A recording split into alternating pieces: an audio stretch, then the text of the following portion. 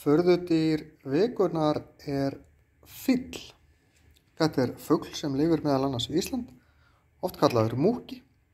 En þetta er sjófugl sem lifir allt Norður-Atlantshaf og líka í Kyrrahafinu. En hann er pípunefur, eins og þið sjáum þetta á myndunum, þá er svona lítil pípa ofan á nefinu.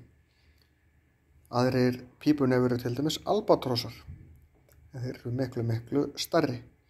Þetta er sjófugl sem veiðir alls konar smáfiska við yfirborðið og þeir verpa í klettum og fuglabjörgum yfirleitt nálægt sjó. En fíllinn er farinn að færa sig mikið inn til landsins líka, þó hann sækja alla sína fæðu út á sjó.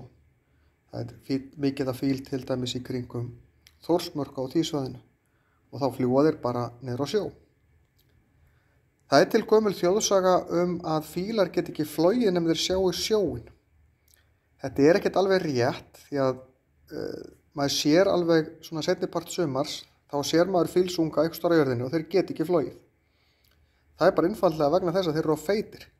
Foreldrarnir eru búnir að bera í þá mat allt sumarið og það er engin fugl sem er á Íslandi sem er eins lengi í hreiðrinu eins og fíllinn. Hann elur ungan mjög lengi í hreiðrinu og verður stór og feitur.